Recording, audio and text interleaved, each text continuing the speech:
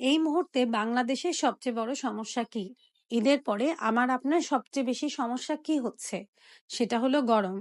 আজকাল বাংলাদেশে যে গরম পড়েছে, আমি আমার জীবনে খুব কমবারই এমন গরম বাংলাদেশে পড়তে দেখেছি।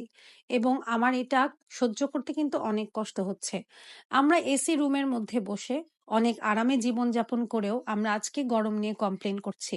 কিন্তু যারা বাইরে আছে, যারা রাস্তায় কাজ করে, আমরা কি তাদের কথাটা একটু ভাবি? আমরা কয়জন আছে যারা তাদের জন্য কিছু করি? আমরা হয়তো দূর থেকে কষ্ট পাই, দূর থেকে হয়তো অনেকে একটু দুঃখ করি। কিন্তু আমরা কি কোনো ইনিশিয়েটিভ নিচ্ছি? কোনো রকমের কাজ করছি তাদেরকে সাহায্য করার জন্য?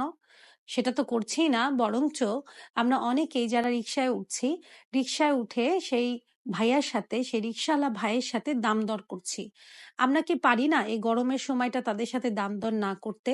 হ্যাঁ, আমি বুঝতে পারি যে তারাও অনেক সময় অনেক অযৌক্তিক টাকা চেয়ে ফেলেন। কিন্তু মাঝে